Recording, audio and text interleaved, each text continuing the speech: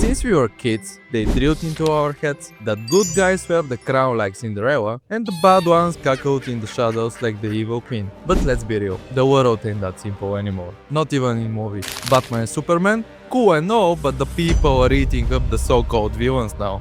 Harley Quinn, the Joker, these buddies got the streets buzzing, and there is a good reason we can't get enough of them. For instance, think of villains like Heath Ledger's the Joker in The Dark Knight, a character whose raw chaos and palpable pain make him unforgettable. Or for example, Anthony Hopkins' Hannibal Lecter in The Silence of the Lambs, whose cultural charm is intertwined with unthinkable brutality. Then there is Norman Bates from Psycho, whose split personality and troubled past add layers of human fragility to his horrors. Even Kaiser Soze from The Usual Suspects remains a masterclass in mystery and menace, his true identity sparking endless debates till this very day. On the hero side, while many seem almost perfect, there are those like Christian Bale's Batman, a brooding figure with inner demons that drive his relentless crusade for justice. Or John McClane in Die Hard, the everyman cop whose grit and vulnerability make him compelling despite his heroic feats. Together, these examples remind us that while spotless heroes can inspire, it's the messy,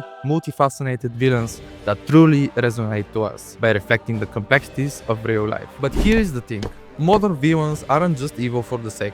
They've got depth, struggles, and a backstory that actually makes sense. That's why everyone despises the Warrior's Umbridge. She's just cruel with no rhyme or reason. Selfish, petty, and power-hungry, but no real substance. Meanwhile, the best villains actually make solid points, ones that challenge your inner beliefs, ones we can fully dismiss. Sometimes we even agree with them, and when we watch them from the jump, when the story starts with their struggles, it's game over. We see their pain, their choices, and their reasons. Before we know it, we are right there with them, understanding every move they make. This not only in movies or dramas though. The $21 billion anime industry has villains more famous than any viral TikToker with crazy following nowadays. Take like Yagami from Death Note for example. At first dude looks like he's got the right idea, clean up the world and make it a better place. But give man too much power and suddenly he ain't just taking out criminals. He's playing God. His whole mindset goes off the rails. And the next thing you know, you're stuck wondering, when exactly does justice turn out into a straight up madness? Then you got Itachi Uchiha from Naruto. At first everyone swore he was just a cold-blooded traitor, but when the truth came out, it was revealed that this man carried the weight of the whole village on his back. Took the hate, took the blame, his pain, his choices. They flipped the whole idea of good and evil on its head. And let's talk about Griffith from Berserk. The man had the vision, the charm, the ambition, but his hunger for power came with a price so ugly it left everyone shocked. Watch him go from golden boy to something way darker. That's the kind of downfall that sticks with you.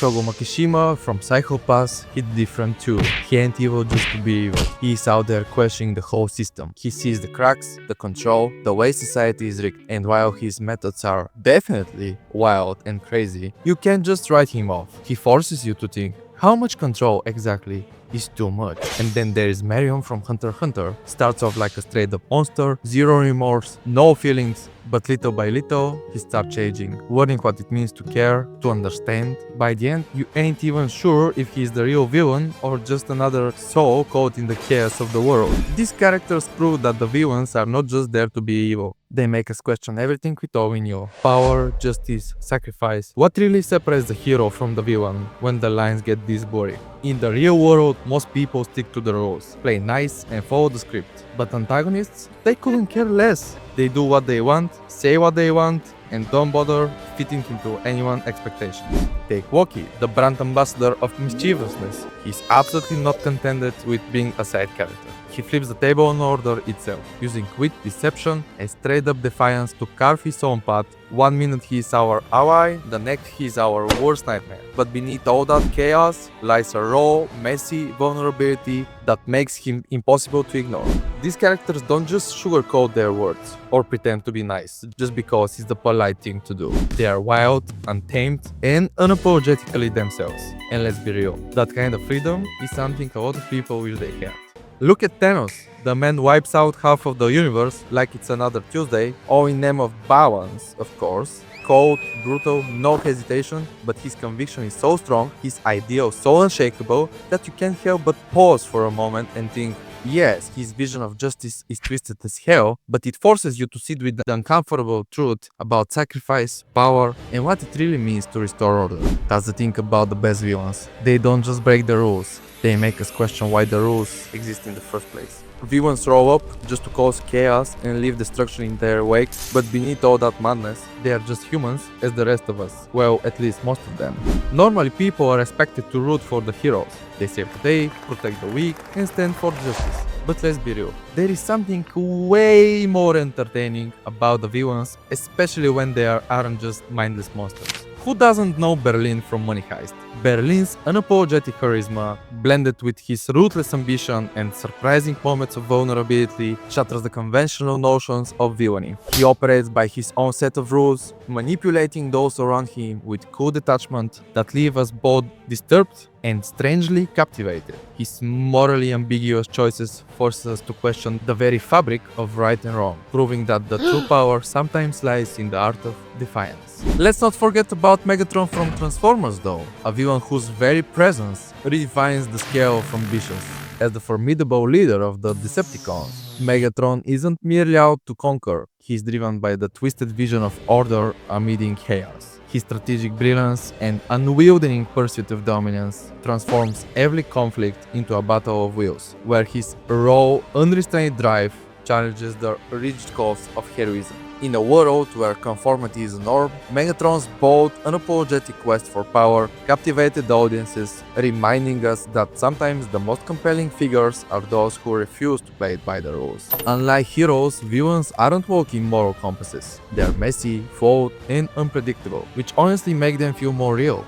Being imperfect is their whole thing, and that's what makes some of them relatable. Sure, people love a good happy ending, but no one sits through an entire movie just to watch the hero breeze through a challenge. It's the villain who makes the story worth watching. They throw in that extra spice, that unexpected twist that drives the heroes to step up. Without the villains, the heroes wouldn't even have a purpose. What's the Batman without Joker?